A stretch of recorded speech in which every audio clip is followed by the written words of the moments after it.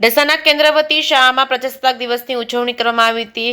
દીકરીના પ્રણામ દેશને નામ આ થીમ ઉપર આધારિત આજનો કાર્યક્રમ યોજાયો હતો। કપિલભાઈ ગોલેત ધ્વજવંદન કાર્યક્રમમાં વિશેષ ઉપસ્થિત રહ્યા। ઢસાની દીકરીઓ કે જે ભણી ગણીને સારા સ્ટેટસ સાથે ઉજ્જવળ જીવન જીવતા એવા પ્રિયલબેન તેમજ રૂપલબેન પિનલબેનના હાથે ધ્વજવંદન કરવામાં આવ્યું હતું। રાષ્ટ્રગીત ગાઈને વાતાવરણ દેશભક્તિના રંગે રંગાયું હતું। શાળાના આચાર્ય મધુભાઈ પરમારના સાપ્તાહિક સ્વાગતમાં સાંસ્કૃતિક કાર્યક્રમ શરૂ કરવામાં આવ્યો હતો। ઢસા જંકશન શાળાના વિદ્યાર્થીઓએ આજના તહેવાર થીમ આધારિત દીકરાઓએ દીકરીની વેશભૂષા ધારણ કરી બેટી હું મેં બેટી મેં તારા બનૂંગી ગીતનો સુંદર અભિનય કરી એક મેસેજ આપ્યો હતો કે જ્યારે સમાજના દીકરાઓ દીકરીથી પ્રશંસનીય છે અને પ્રગતિ માટે બહાર આવશે ત્યારે જ દીકરીઓ પર થતા અન્યાય અને અત્યાચારો બંધ થશે। આ બોડી સંખ્યામાં લોકો ઉપસ્થિત રહ્યા હતા અને 26મી જાન્યુઆરીની ઉજવણી કરવામાં આવી હતી। જે કેસની ગુજરાતી સાથે આસિફ રમાણી ઢસા। બોટાદ જિલ્લાના ઢસા જંકશનની અંદર કેન્દ્રવતી સ્કૂલના આચાર્ય આપણી સામે છે। આપનો પરિચય જણાવો। આપનું નામ જણાવશો। મારું નામ પરમાર મધુભાઈ કે, ઢસા જંકશન કેન્દ્રવતી શાળા આચાર્યશ્રી।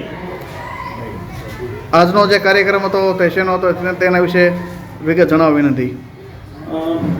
73મા પ્રજાસત્તાક દિન નિમિત્તે ઢસા જંકશન કેન્દ્રવતી શાળા તથા કન્યા શાળા દ્વારા સંયુક્ત રીતે પ્રજાસત્તાક દિનની ઉજવણી કરવામાં આવી।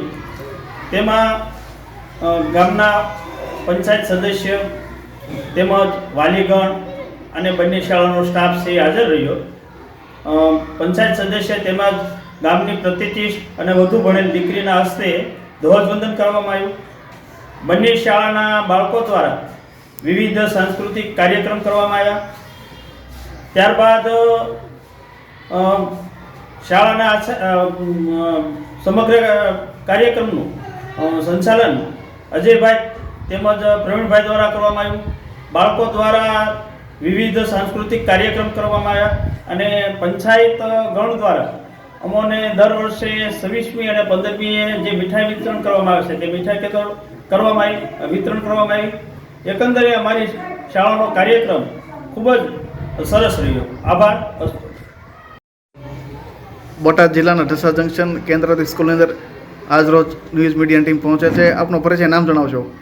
પ્રવીણ મકવાણા, ઢસા જંકશન કેન્દ્રવતી શાળામાં હું મદદનીશ શિક્ષક તરીકે ફરજ બજાવું છું।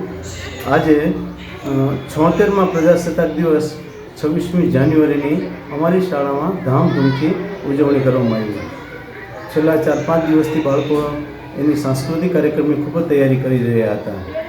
શાળાના પ્રાંગણમાં આજ સવારથી જ માહોલ સરસ મજાનો દેશભક્તિના વાતાવરણમય બની ગયો હતો।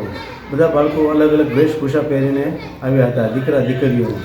પંચાયતના સદસ્યશ્રી પણ ઉપસ્થિત હતા। ગામની દીકરીઓ રૂપલબેન, પ્રિયલબેન, પિનલબેન વગેરે બહેનો દ્વારા જ ધ્વજવંદન કરવાનો કાર્યક્રમ રાખેલો હતો।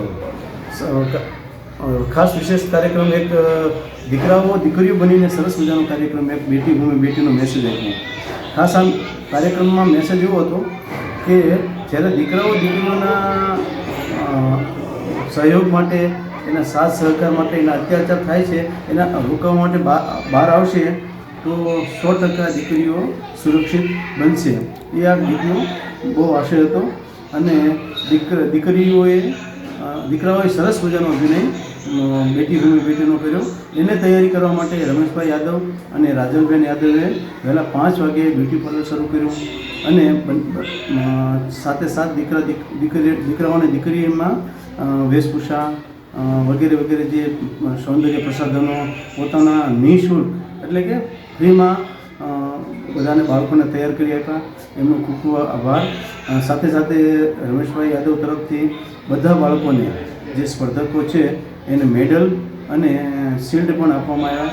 એટલે વાલીઓનો પણ આમાં સારો એવો ફાળો રહ્યો।